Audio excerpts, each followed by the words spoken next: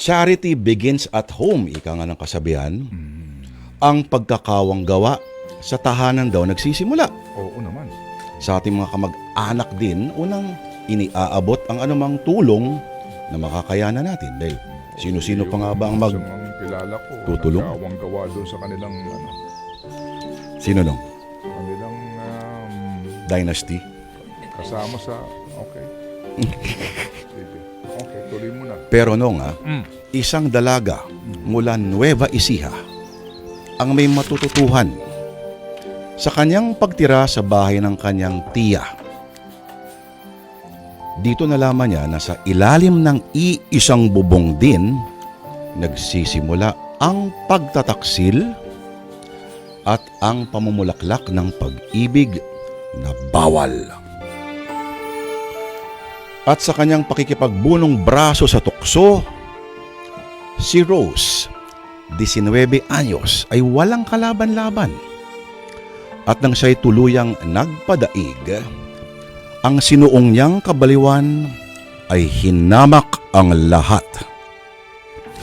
Walang piniling kadugo, edad, estado at pangalan, maging ang mga mahalagang tao sa kanyang nakaraan. Mga kapatid, bubungad po ang istorya natin sa eksena ng paglalasing ni Willie, asawa ng kanyang tiyahin na si Lina. Totoo nga na in vino veritas, sa alak may katotohanan, dahil may aaminin sa kanya ang tiyuhin na lasing tungkol sa matinding nararamdaman na matagal na nitong kinikimkim. At kahit wala ni isang patak ng alak ang dumampi sa kanyang mga labi, ang mga salitang magmumula sa bibig ng tiyuhin ay sapat na para magdulot kay Rose ng habang buhay na pagkalango.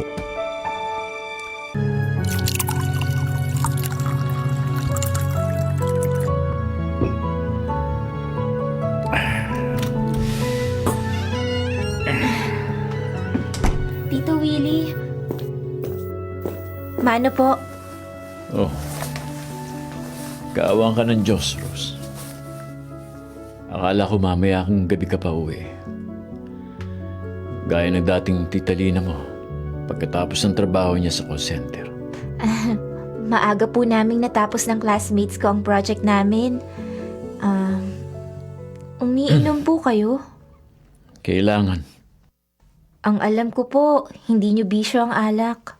Oo. Kahit sa mga okasyon, hindi ako umiinom eh. Nang minsan kasing tumikim ako ng alak, inilabas ko lahat ng kinain ko. Bakit po? Bakit ako umiinom ngayon? Hindi ko kasi maintindihan eh. Ang bunga kala ko sa mga drama sa radyo, telebisyon at pelikula lang nangyayari ang... Ano po, Tito? Yung isang lalaki na may asawa na pero natuto pa rin magmahal sa iba.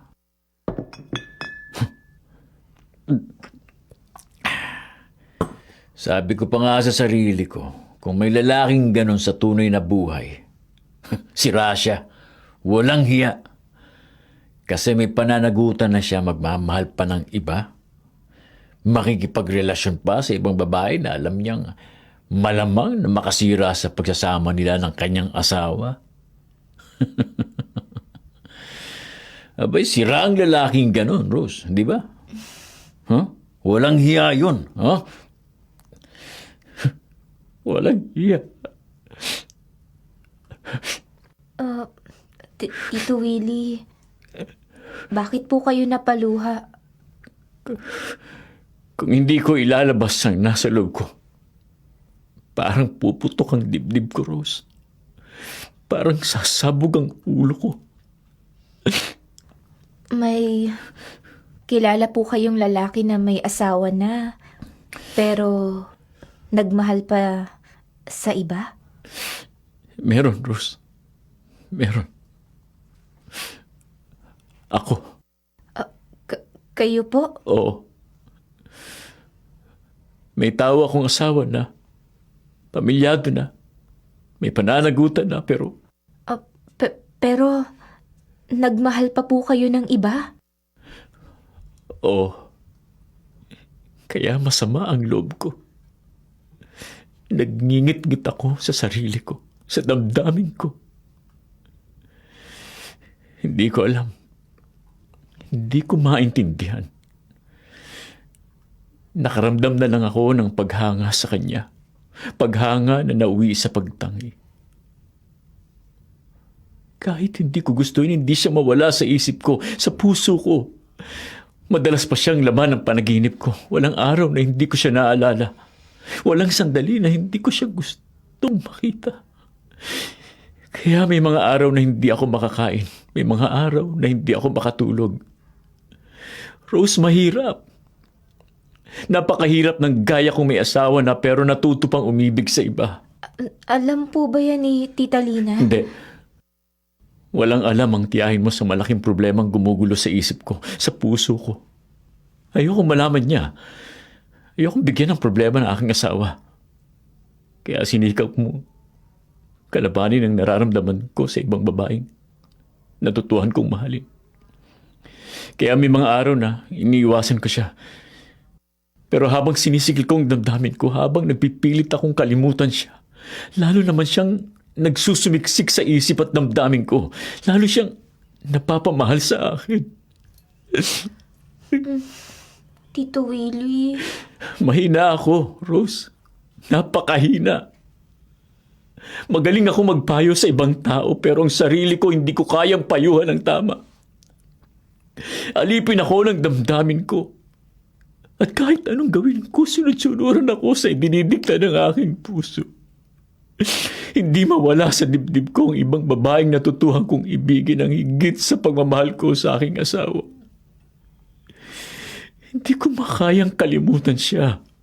Hindi ko makaya. Tito Willie, bakit niyo po sinasabi sa akin ang lahat ng yan? Kilala ko po ba ang babaeng natutuhan niyong mahalin at gumugulo sa isip niyo? Kilala mo siya, Rose. Kilala mo siya. Dahil lang babaeng tinutukoy ko'y walang iba. Kundi ikaw. Ako po. Tito Willie. Sorry, Rose. Patawad. Kasalanan ko na umibig ako sa iyo.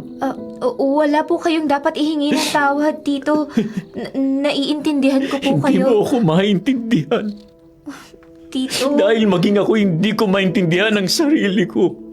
Kung bakit tuwing mapapatitig ako sa iyo, tuwing magtatama ang ating mga mata para akong nababatumalani sa iyo. Tuwing marinig kong kausap mo ang boyfriend mong nasa probinsya, nakakaramdam ako ng pagsiselos. Lalo pa noong minsan lumuwas siya rito sa Maynila at dalawin ka rito sa bahay. Alam mo, habang masaya kayo nag-uusap, habang magkahawak kamay kayong nakatitig sa isa't isa, parang tinuturog ang puso ko. Damang-dama ko ang kirot. Ang hapdi na may ibang mahal ang babaeng pinakamamahal ko. Naku, huwag po kayong umiyak, Tito. Naguguluhan ako, Rose. Parang hindi ko nakilala ang sarili ko. Nasa hustong gulang na ako. May pinag-aralan, may matinong pag-iisip. Pero anong klase akong tao? Anong klase akong lalaki? May asawa na ako. Pero umiibig pa ako sa iba. At ang iibigin ko'y sariling pamangkin pa ng aking asawa. Kung di ba naman nasisira na yata ang aking ulo. Huwag niyo pong sabihin. Di ako normal, Rose. Normal ako. Kung di ba naman bakit habang kasama ko ang aking asawa, ikaw ang nasa isip ko? Bakit habang magkatabi kami sa kama, ikaw ang aking pinapantasya? Bakit, Rose? Bakit? Bakit?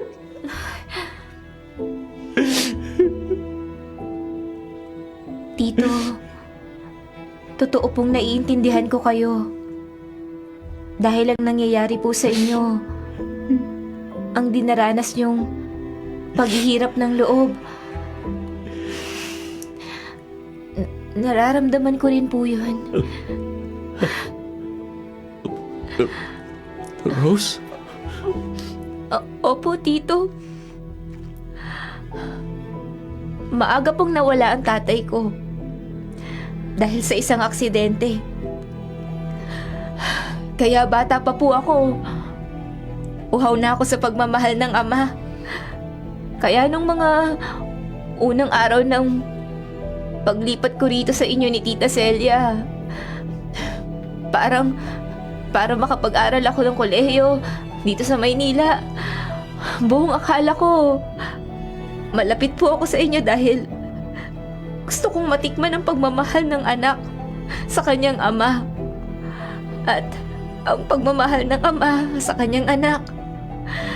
Pero habang nagtatagal po, sa ilang buwan ko na pagpisan ko dito sa inyo, unti-unti kong naramdaman na hindi pagtingin ng isang ama ang naramdaman ko para sa inyo.